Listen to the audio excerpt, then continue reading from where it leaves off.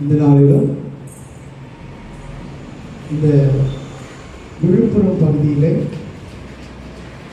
தேவ சபையிலே ஆண்டவர் என்னை கொண்டு வந்திருக்கிறார்.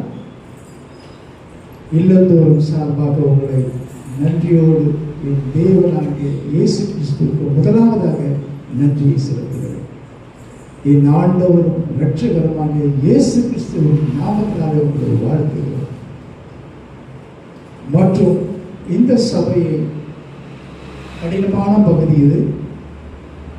இந்த இடத்திலே வந்து அவர் ஊழியம் செய்கிறார்கள் என்று சொன்ன பாஸ்டர் அவங்க நிச்சயமாகவே தேவன் அவர்களுக்கு கொடுத்த தரிசனம், அந்த தரிசனத்தின்படி இந்த இடத்துல அவங்க ஊழியம் செய்து கொண்டிருக்கிறாங்க. அவர்களுக்கும் நன்றி செலுத்துகிறேன். மற்றும் இந்த சபை விசுவாசிகளாகிய உங்களுக்கு நன்றி செலுத்துகிறேன். ஏனென்று சொன்னால் நீங்கள் இந்த சபையிலே இருக்கிறபடியினாலே இந்த சபை ஆசீர்வதிக்கப்பட்ட சபையாக இருக்கிறது. நீங்கள் மாத்திரம் இந்த பகுதியில் ஆசீர்வதிக்கப்பட்டவர்களாக இருக்கிறது மாத்திரம் அல்ல, மற்றவர்களை நீங்கள் கொண்டு வர வேண்டும். உங்களுக்கும் நான் நன்றியை செலுத்துகிறேன். அல்லேலூயா. இந்த நாளிலும் பார்த்தீங்கன்னு சொன்னா ஜெபம். இந்த ஜெபம் நமக்கு எப்படி ஆசீர்வாதத்தை கொண்டு வருது என்ற தலைப்பிலே நாம் பார்க்க இருக்கிறோம். நல்ல தகப்பனே, இந்த நாளிலும் அப்பா உங்களுடைய கரத்திலே எங்களை தாழ்த்துகிறோம். இந்த சபையிலே தேவனே நீங்கள் எழுந்தருளும்படியாக கருத்தில் கொடுத்து ஜெபிக்கிறோம். ஆண்டவரே, எங்களுக்கு ஜெபிக்க கற்றுக் கொடுத்து எப்படி ஜெபிக்க வேண்டும் என்று சொல்லி முன்மாதிரியாகவும் இருந்தேன். ஜெபத்தினாலே எல்லாவற்றையும் பெற்றுக்கொள்ள முடியும் என்பதை எங்களுக்கு நீங்கள் அறிவுறுத்தினீர் ஆண்டவரே, எங்களுக்கு வெளிப்படுத்தினீர் ஆண்டவரே. அதற்காக நன்றியோடு துதிக்கிறோம். தொடர்ந்து இந்த வேத வசனங்கள் எங்களோடு கூட ஆண்டவரே தியானிக்கும்படியா தேவன் நீர் எங்களுக்கு உதவி செய்யும்படியா உங்களுடைய கரத்தில் ஒப்பு கொடுத்து ஜெபிக்கிறோம் அப்பா. ஒவ்வொருவரையும் பெயர் பெயராய் ஆசீர்வதிக்க, ஒவ்வொருவரும் உள்ளத்தையும் தேர்ச்சி ஆண்டவரே. என்ன பாரத்தோடு வந்திருக்கிறார்களோ தெரியாதப்பா, உங்களுடைய வார்த்தை அவர்களை மாற்றட்டும், உங்களுடைய வார்த்தை அவர்களை உயிர்ப்பிக்கட்டும், உங்களுடைய வார்த்தை அவர்களோடு வழி நடக்கட்டும். இயேசு கிறிஸ்துவோடு ஜெபிக்கிறோம் எங்கள் நல்ல பிதாவே, ஆமென். அல்லேலூயா. இந்த நாளில பார்த்தீங்கன்னு சொன்னா நான் நிறைய இதை தொடர்ந்து பேசிட்டு வரேன். இது ஒரு சிறிய பகுதியை மட்டும் உங்களோட பகிர்ந்து கொள்ளலாம் இருக்கிறேன். நேரம் பார்த்தீங்கன்னு சொன்னால் ரொம்ப குறைவு. இந்த சப்ஜெக்டை பேச வேண்டும் பார்த்தீங்கன்னு சொன்னால் 2 மணி நேரம் கூட போகாது. ஆனாலும் சுருக்கமாக உங்களோடு கூட தியானிக்க இருக்கிறேன். முதலாவதாக ஜெபத்தினால் வரும் ஆசீர்வாதம். இந்த ஜெபத்தினால் வரும் ஆசீர்வாதம் நீங்கள் பார்த்தீங்கன்னு சொன்னால் ஜெபிக்கிற எல்லோருக்குமே தேவன் ஆசீர்வதிக்கிறவராக இருக்கிறார். இதுல ஒரு மிக முக்கியமான காரியம் என்னன்னு பார்த்தீங்கன்னு சொன்னா, இந்த சம்பவத்திலே வருகிற சகோதரனுடைய வாழ்க்கை மிகவும் சோகமாக இருந்தது, ஏளனமாக இருந்தது, கேவலமாக இருந்தது, மற்றவர்களுக்கு முன்பாக தலை காட்ட முடியாத சூழ்நிலையாக இருந்தது. ஆனால் ஜெபிக்கும் பொழுது தேவன் எல்லாவற்றையும் மாற்றிவிட்டார். அல்லேலூயா. அதை குறித்து தான் இப்பொழுது நம்ம பார்க்க இருக்கிறோம். ஜெபம் எவ்வளவு வல்லமை உள்ளது என்பதை நாம் இப்பொழுது பார்க்க இருக்கிறோம். நீண்ட நேரம் ஜெபித்தால் மாத்திரம் ஆண்டவர் கேட்பார் மாத்திரம் அல்ல, 1 நிமிட ஜெபத்தையும் ஆண்டவர் கேட்பார். அந்த 1 நிமிட ஜெபத்தையும் கேட்கிறார் என்று சொன்னால் நாம் எப்படி தேவனோடு கூட சஞ்சரிக்கிறோம், நாம் தேவனோடு கூட எப்படி உறவாடுகிறோம், இதை சற்று தியானித்து பார்க்கிறோம். அவரோடு கூட இருக்கும் பொழுது மனதில் 1 நிமிடத்தில் எல்லாவற்றையும் மாற்றுகிறவராக தாவீது தன் இருதயத்தில் ஜெபித்தார். ஆண்டவர் இருதயத்தோடு பேசினார். பெலிஸ்தியரை மேற்கொள்ள நான் போகலாமா வேண்டாமான்னு சொல்லி ஒரே 1 நிமிடம் தான் மனதுக்குள்ளே அவர் ஆண்டவரிடத்தில் கேட்டார். இவரை மேற்கொள்ள முடியுமா, போலாமா போகக்கூடாதான்னு கேட்டார். ஆனால் ஆண்டவர் சொல்கிறார் போ என்றார். இன்றைக்கு நீங்க யாராக இருந்தாலும் சரி பிரியமானவர்களே, உங்கள் இருதய வேண்டுதலை அவர் கேட்கிறவராக இருக்கிறார். உங்களுடைய இருதய வேதனைகளை அறிந்திருக்கிறார்.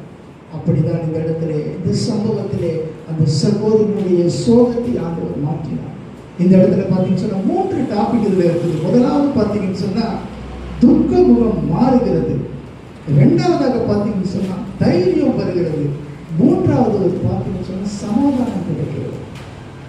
ஆண்டவர் கொடுக்கிற சமாதானம் இந்த உலகம் கொடுக்கிற சமாதானம் அல்ல. இந்த நாளிலும் அந்த சம்பவத்தை நான் வாசிக்கலாம். 1 சாமுவேல் 1:17.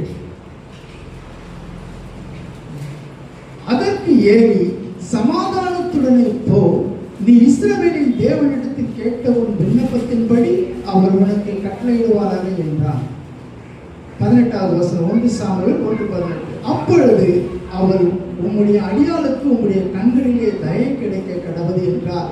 பின்பு அந்த ஸ்திரீ புறப்பட்டு போய் போஜனம் செய்தார். அப்புறம் அவள் துக்கமுகமாய் இருக்கவில்லை. அல்லேலூயா.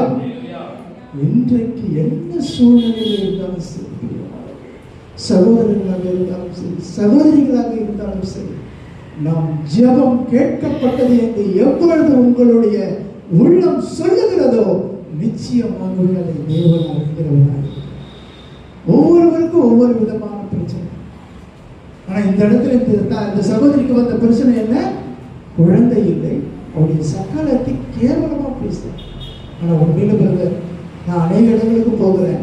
அநேகருடைய சொல்லுகளை கேட்டீங்கன்னு சொன்னா வசதியில குறைவே இல்லை சிஸ்டர். வசதியில எந்த குறைவும் இல்லை. அந்த வீட்டில் இருக்கிறவங்களுக்கு கோடி கோடியா பணம் இருக்கு. அந்த சகோதரன் இடத்துல சொன்ன வார்த்தை, அந்த சகோதரன் அந்த வீட்டின் மேலே விழாமிக் கொண்டிருக்கும் பொழுது மற்றவர் குழந்தையை எடுத்து பேத்தி கொஞ்சம் பொழுது தன்னுடைய மகனுக்கு பிள்ளை இல்லையே ஏங்குகிற 3 வருடம் ஆகுது. இதுக்கு எவ்வளவு பெரிய ஆசீர்வாதம். நீங்க பணம் காசு இருந்தா மட்டும்தான் ஆசீர்வாதம் நினைக்கிறீங்க.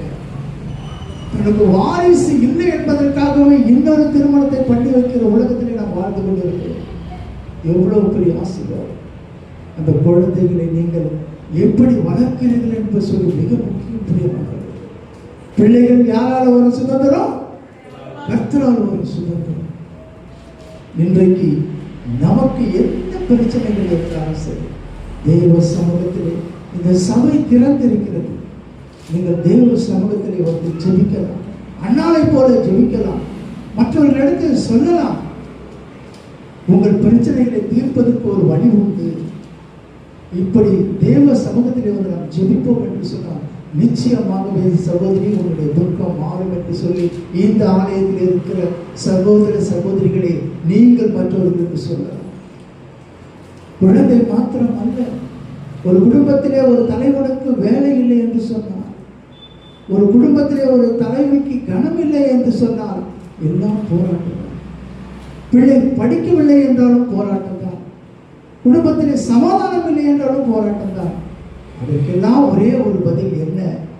ஜெபிக்க வேண்டும். பாருங்க, மிகப்பெரிய ப்ராஜெக்ட் ஆண்டவருடையது. இந்த உலகத்தை ரட்சிக்க வந்த ப்ராஜெக்ட். அவர் இந்த உலகத்தில் எப்படி இருந்தால் மனிதனாக இருந்தார், தெய்வமாகவும் இருந்தார்.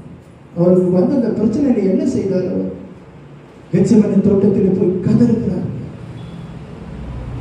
ஆனாலும் அவர் என்ன சொல்கிறார்? என்னுடைய சித்தத்தின்படி அல்ல, உம்முடைய சித்தத்தின்படியே ஆக கடவுளுக்கு சொல்ல. ஏன் அப்படி சொல்கிறாருன்னு கேட்டீங்கன்னா, உங்க பிள்ளைகளுக்கு நீங்க எதை கொடுக்கணும்னு சொல்லி உங்களுக்கு தெரியாதா? படிப்பு கொடுக்கறது எதை கொடுக்கணும்னு தெரியாதா? அந்த பிள்ளைக்கு உணவு எதை கொடுக்கணும்னு தெரியாதா? எல்லாத்தையும் பெஸ்டா கொடுக்குறவங்க நீங்க. நம்மளை படைச்ச அப்பாவுக்கு தெரியாதா? நம்ம குடும்பத்தில் நம்மளுக்கு எதை கொடுத்தால் ஆசீர்வாதமாக இருக்கும், எது நம்மளுக்கு நன்மையாக இருக்கும் என்று அவருக்கு தெரியாதா? ஆகையினாலே ஜெபிக்க வேண்டும். ஜெபம் எல்லாவற்றையும் மாற்றும். எங்களுடைய டைரக்டர் அவர்கள் சொல்லுவார்கள், more prayer more power, less prayer less power, no prayer no power. More prayer அதிகமாக ஜெபிக்கும் போது அதிக வல்லமை, லெஸ் பிரேயர் கொஞ்சமாக ஜெபிக்கும் பொழுது கொஞ்சம் வல்லமை. பிரேயரே பண்ணாத போது என்னது? ஒன்றுமே. ஜெபிக்கிறவன் ஜெயிக்கிறவனாக இருப்பான். அந்த வெளிப்படத்தில் சொல்லும் பொழுது அந்த வெள்ளை குதிரையில வரும்பொழுது இவன் யார் என்று கேட்கும் போது இவன் ஜெயிக்கிறவனும் ஜெயிக்கிறவனுமாக இருக்கிறான். பிரியமானவர்களே, எஸ்தர் ஜெபித்தார், காரியம் மாறியது. தானியேல் ஜெபித்தார், காரியம் மாறியது. நாளில நிறைய காரியங்கள். இன்னொரு வசனத்தை பார்ப்போம். ஆதியாகமம் 15:3. இதுல பார்த்தீங்கன்னு சொன்னா அவரால் முடியாத சூழ்நிலை, என்னது நடக்காத சூழ்நிலை. அந்த வயதிலே இவர் வாழ்க்கையிலே ஒரு ஆசீர்வாதம் வருமா என்பது நிச்சயமாக நம்ப முடியாத ஒரு சூழ்நிலை. இன்றைக்கும் பிரியமானவர்களே, நமக்கு ஆசீர்வாதம் கிடைக்குமா கிடைக்காதுன்னு சொல்லி நினைக்காதீங்க. தேவனால கூடாத காரியம் என் இயேசு பெரியவர். இந்த உலகத்துல ரட்சிப்பை காட்டின மிகப்பெரியது எதுக்கு? ஊழையான சேற்றில இருந்தவர், பாவ குழியில இருந்த நம்மளை தூக்கி எடுத்தாருங்க. பணம் காசு சம்பாதிக்கலாம், கோடி கோடியா சம்பாதிக்கலாம், ஆனா ரட்சிப்பு என்பது சாதாரணமா பெற்றுக்கொள்ள முடியாதுங்க. எவ்வளவு பணம் கொடுத்தாலும் ரட்சிக்கப்பட முடியாதுங்க. ஆனால் அவருடைய கிருபை தாங்க நம்ம ரட்சிக்க முடியும். அந்த கிருபை மாத்திரம் இல்லைன்னு சொன்னார். இன்றைக்கு நான் உங்களுக்கு முன்பாக நிற்க முடியாது, நீங்கள் எல்லோரும் இந்த சபையிலே வந்து ஆராதிக்க முடியாது. அவருடைய கிருபை இன்னைக்கு ரட்சிக்கப்பட்டது. இன்னைக்கு வேதத்தை வாசிக்கிறோம் என்று சொன்னார், வேதத்தை கையில தூக்குறோம் என்று சொன்னார், அதற்கு மிக முக்கிய காரணமே அவருடைய கிருபை. அவர் ரட்சித்ததுன்னா அதை விட ஆசீர்வாதம் இந்த உலகத்துல வேற ஒன்றுமே இல்லை. இந்த இடத்துல பாருங்க, நம்மளுடைய விசுவாசத்தின் தகப்பனுடைய வாழ்க்கையில் என்ன நடக்குது பாருங்க. விசுவாசத்தின் தகப்பன் என்று பெயர் பெற்றவர். அவர் என்ன சொல்றாரு பாருங்க. ஆதியாகமம் 15:3, 15:4. பின்னும் ஆபிரகாம்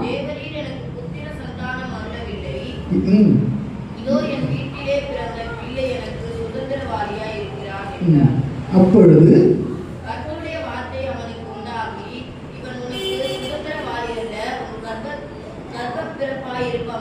உனக்கு சுதந்திரவாதி என்று சொல்லி பாத்தீங்கன்னு சொன்னா, பின்னும் ஆபிரகாம் தேவரீர் எனக்கு புத்திர சந்தானம் அருளவில்லை.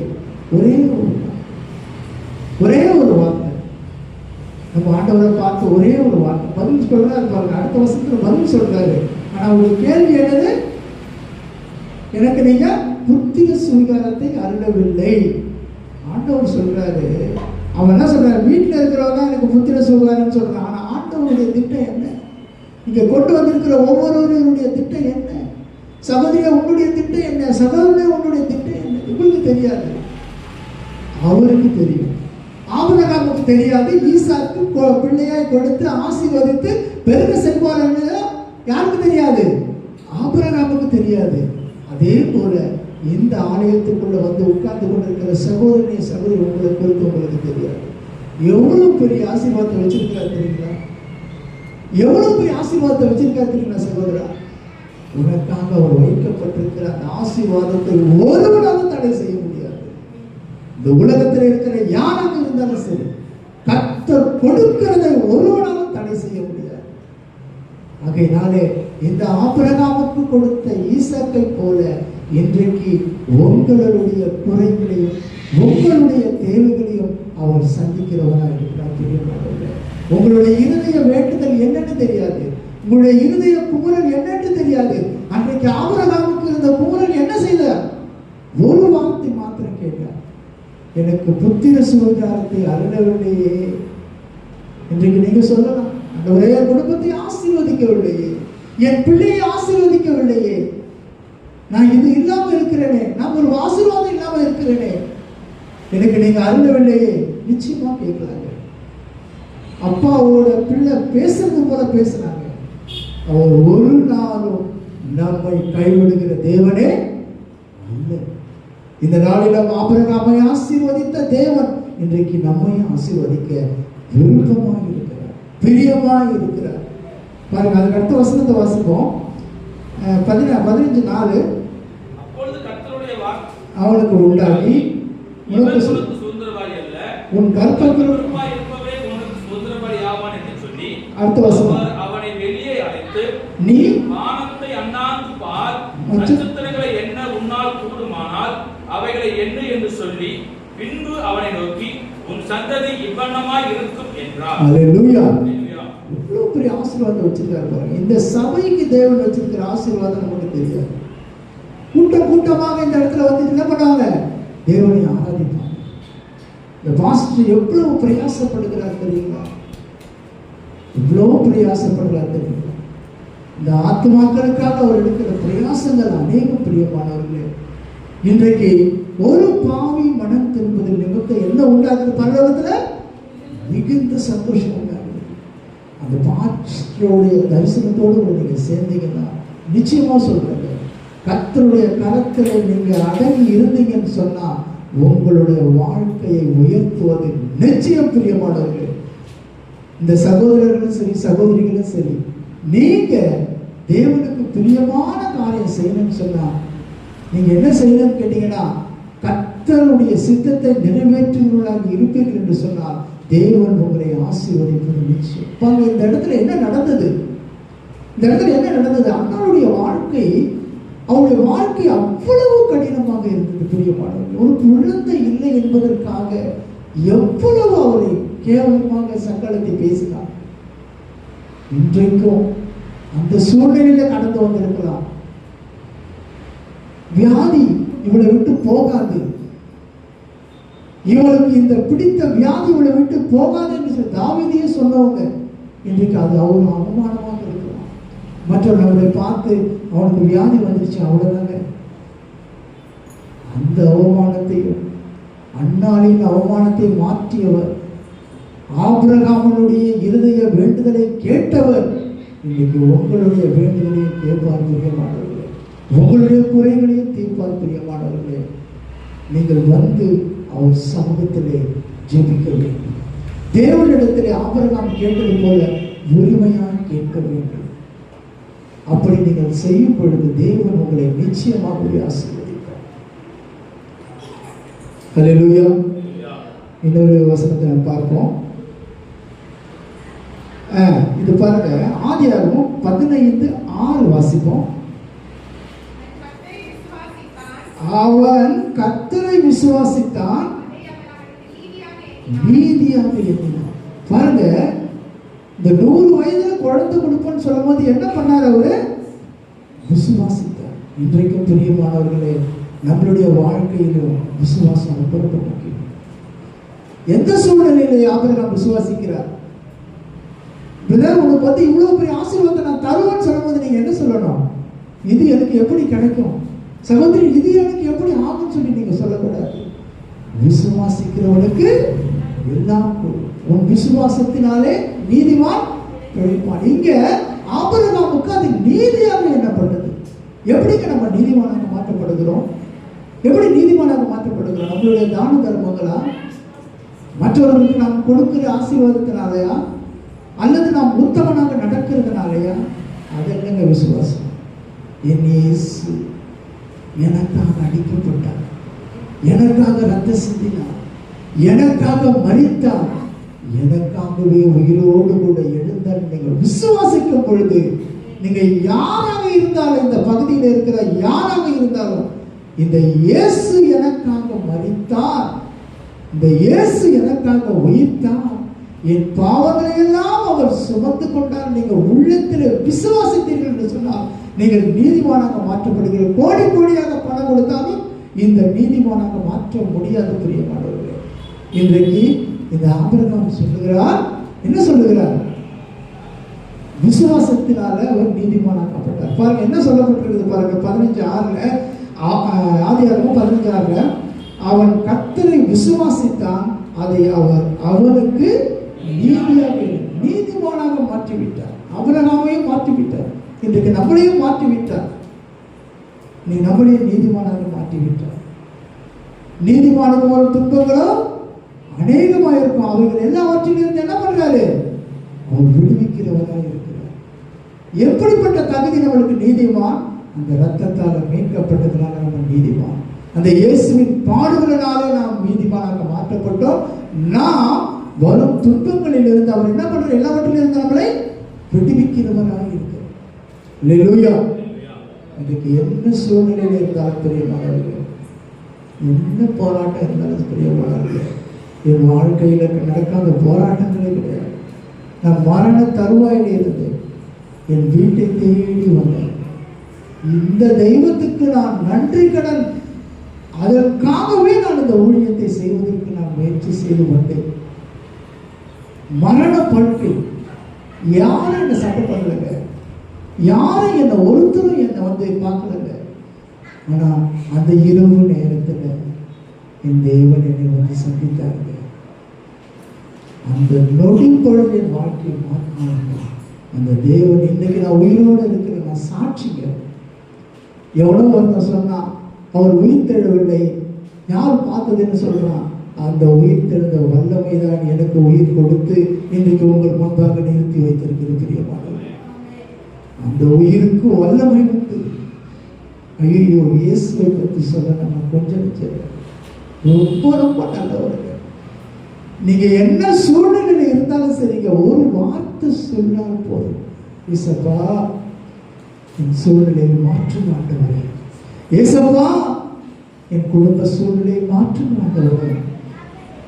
நொடி பொழுது அவர்களுடைய பிரச்சனைகளை மாற்றக்கூடிய வல்லமை அவரிடத்தில் உண்டு. பிரியமானவர்களே, இப்படிதான் நான் ஒரு இடத்துல சிறைச்சாலையில் இருக்க ஒரு இடத்துல ரயில்வே ஸ்டேஷன்ல நான் கடந்து போகும் பொழுது என்ன அரெஸ்ட் பண்ணிட்டாங்க. நீங்க கடந்து போனது தப்புன்னு சொல்லி கேஸ் போடுறது கொண்டு போனாங்க. எல்லோரையும் வைத்து கொண்டு போய் சொல்லும் பொழுது எனக்கு அந்த ரயில்வே டிபார்ட்மெண்ட்ல சில பேர் தெரியும், பெரிய பெரிய ஆட்களே தெரியும். நான் அந்த யூனியன் தலைவர் குறித்து சொல்லும் பொழுது அவர் சொன்னாரு, உங்களுக்கு அந்த யூனியன் தலைவர் தான் தெரியும், எனக்கு பிரதம மந்திரியே தெரியும். ஏன்னா அவருக்கு நான் எஸ்கார்டாக இருந்தேன். நான் போடுற கேஸை யாராலையும் ஒன்றும் பண்ண முடியாது. நான் கேஸ் போட்டாங்கன்னா போட்டது எனக்கு யாரும் ரெக்கமெண்டேஷனும் பண்ண முடியாது. அப்போ உடனே என் உள்ளத்தில் வந்தது, நம்ம இவன் தெரியும் அவன் தெரியும்னு சொன்னமே, ஆண்டவர் சொன்னாலே உன் எதிராளியோடு வழியில் இருக்கும் பொழுது நீ என்ன பண்ணணும், சமாதானம் பண்ணிக்கொள். உன்னை அவன் சிறைச்சாலையில் போடுவதற்கு முன்பாக நீ என்ன செய்யணும், நீ சமாதானமாக அவனோடு போயிடுன்னு சொல்லுவாங்க. நான் உடனே சொன்னேன், பிரதர் நான் செஞ்சது தப்பு தான், அதுக்காக தண்டனை நீங்கள் என்ன சொல்லுங்கள், நீங்கள் இதை முதல்லயே சொல்லியிருந்தீங்கன்னா நான் அப்போவே விட்டுருப்பேன் என்று சொல்லி, ஆபத்து காலத்தில் என்னை நோக்கி கூப்பிடு, அப்பொழுது நான் உன்னை விடுவிப்பேன், நீ என்னை மகிமைப்படுத்துவோம். ஆபத்து காலத்தில் நீங்க யாரை நோக்கி கூப்பிடுறீங்க? சங்கீதம் 50:15 ஆபத்து காலத்தில் என்னை நோக்கி கூப்பிட பாருங்க. அந்த சூழ்நிலையில அடுத்தது எல்லாரும் அரெஸ்ட் பண்ணி கொண்டு போறாங்க, ஜெயிலுக்கு கோர்ட்டுக்கு கொண்டு போறாங்க. ஆனா என்னை ஒருவர் மாத்திரம் அந்த அதிகாரி என்ன பண்ணாருன்னா, நீங்க போயிட்டு வாங்கன்னு சொல்லி. அதற்கு காரணம் என்ன தெரியுங்களா, ஆபத்து காலம் வரும் பொழுது அவரை நோக்கி நம்ம கூப்பிடும் பொழுது நிச்சயமாக நம்மளுக்கு விடுதலை கொடுக்கிறவராக இருக்கிறார். இந்த நாளில் நீங்க பார்த்தீங்கன்னு சொன்னா இன்னைக்கு நிறைய டாபிக் இருக்குதுங்க, இது நேரம் இல்லை, நான் முடிக்கிறேன். முதலாவது என்னது, முதலாவது பார்த்தீங்கன்னு சொன்னா துக்க முகத்தை மாற்றுகிறார். ரெண்டாவதாக என்ன பண்ண, அதில் அந்த டாபிக்ல இன்னும் வரல, அதுக்கு நேரமும் இல்லை. ரெண்டாவது நம்மளுக்கு தைரியத்தை கொடுக்குறாங்க. அந்த வசனத்தை மட்டும் வாசித்து நான் போகலான்னு பார்க்குறேன். அந்த வசனத்தை மட்டும் வாசிக்கிறேன். சங்கீதம் 138:3 நான் கூப்பிட்ட நாளிலே எனக்கு மறு உத்தரவு அருளினேன், என் ஆத்மாவிலே பலன் தந்து என்னை தைரியப்படுத்தி. இன்றைக்கு பாருங்க, நீங்க பலவீனம் உள்ளவர்களா இருக்கலாம், பலனற்றவர்களா இருக்கலாம், ஏதாவது ஒரு காரியத்தை குறித்து பயந்து கொண்டு இருக்கலாம். எந்த சூழ்நிலையில் இருந்தாலும் இந்த சங்கீதம் 138 சொல்லப்பட்டது போல, 3வது வசனத்தில் சொல்லப்பட்டது போல, அவர் நமக்கு என்ன கொடுக்கிறார், தைரியத்தையும் கொடுக்கிறார், என்ன கொடுக்கிறார், பலனையும் கொடுக்கிறார். இந்த நாளிலும் 3வதாக பார்த்தீங்கன்னு சொன்னா சமாதானத்தை கொடுக்கிறார். பிலிப்பியர் 4 அந்த இது மட்டும் சொல்லி நான் முடிச்சிடறேன். பிலிப்பியர் 4:7 வாசிங்க. 4:6 4:7 பிலிப்பியர் 4:6 நீங்கள் ஒன்றுக்கும் கவலைப்படாமல் எல்லாவற்றையும் குறித்து உங்கள் விண்ணப்பங்களையும் ஸ்தோத்திரத்தோடு கூடிய ஜெபத்தினாலும் வேண்டுதலினாலும் தேவனுக்கு தெரியப்படுத்துங்கள். அப்பொழுது எல்லா புத்திக்கும் மேலான தேவ சமாதானம் உங்கள் இருதயங்களிலும் உங்கள் சிந்தையையும் கிறிஸ்து இயேசுவுக்குள்ளாக என்ன பண்ணோம், காத்துக்கொள்ளும். இன்னைக்கு பெரிய சமாதானத்தை ஆண்டவர் தான் சொல்றாரு, உலகம் கொடுக்கக்கூடிய முடியாத சமாதானத்தை யார் கொடுக்கிறாரு? இயேசப்பா கொடுக்கிறாரு. அதனால தான் இன்னைக்கு எங்க ஆண்டவர் சொல்லுவார், போற இடத்துல என்ன சொல்றாரு, உங்களுக்கு சமாதானம் உண்டாது. சமாதானங்கிறது என்ன தெரியுங்களாங்க? எல்லாமே இருந்தால் தான் சமாதானம் ஆகும். அதுக்கு எல்லாவற்றுக்கும் மேலானது என்ன தெரியுங்களா? எந்த புயல் அடிக்கிற சூழ்நிலையாக இருந்தாலும் இயேசு உங்களோடு கூட இருந்தால், இயேசு உங்களோடு கூட இருந்தால் எந்த சூழ்நிலையில உங்களுக்கு என்ன வரும்? சமாதானம். கர்த்தர் இந்த நாளில் இந்த தேவ வசனங்களை ஆசீர்வதிப்பாராக. பாஸ்டர் அவங்க ஜெபித்து முடிப்பாங்க.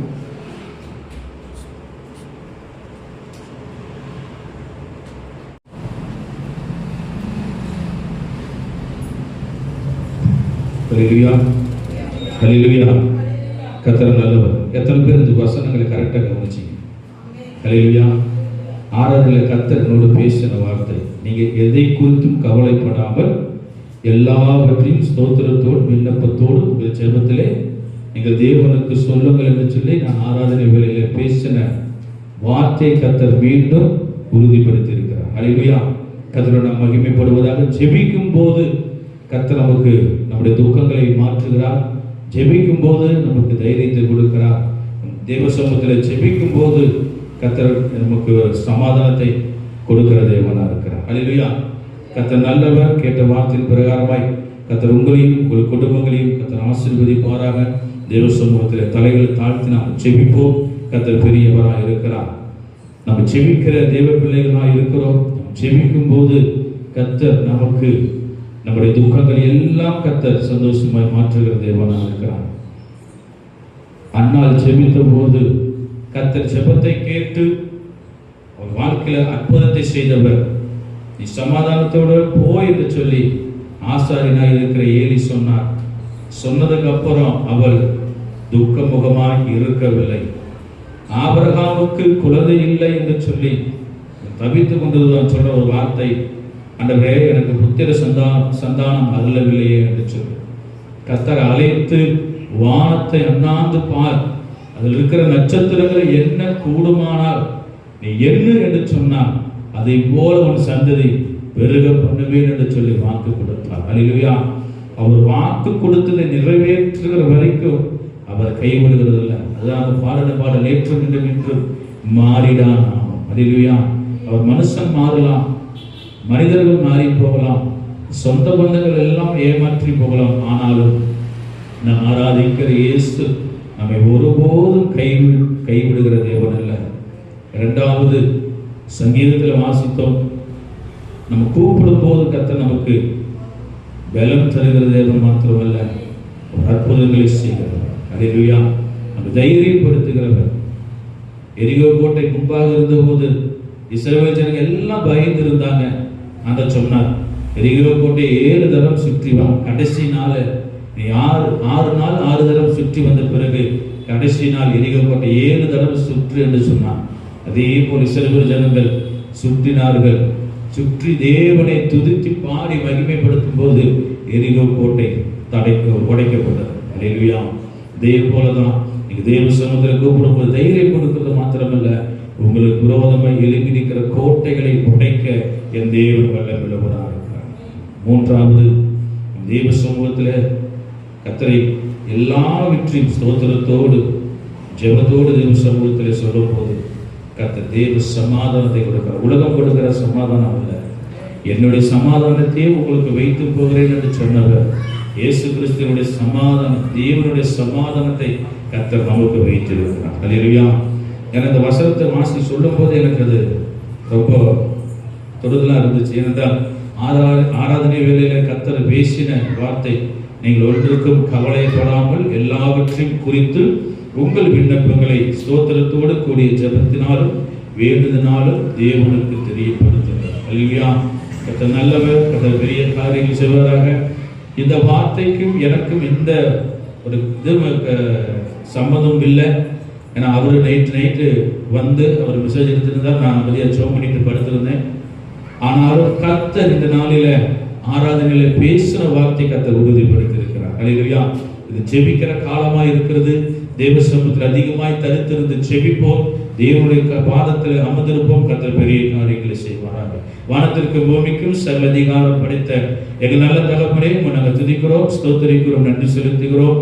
ஆண்டவரே, இந்த பரிசுத்த ஆராதனையில கர்த்தர் பேசின உங்களுடைய வார்த்தைகளுக்காக நாங்கள் செபிக்கிறோம். ஆண்டவரே, தேவதாசன் மூலம் சபைக்கு ஒரு நல்ல ஏற்ற வார்த்தைகளை கர்த்தர் கொடுத்திருக்கிறேன். அடியேனோடும் இடைப்பட்ட வார்த்தைகளை உறுதிப்படுத்துவதற்காக நாங்கள் நன்றி செலுத்துகிறோம். ஆண்டவரே தகப்பனே, 21 நாள் உபவாச ஜெபத்தின் 14வது நாள் ஆண்டவரே, ஜெபத்தை குறித்து எங்கள் மத்தியில் பேசின தேவன். ஆண்டவரே, ஒவ்வொரு நாளும் கர்த்தர் எங்களோடு பேசுங்க, எங்களோடு இடைபடுங்க.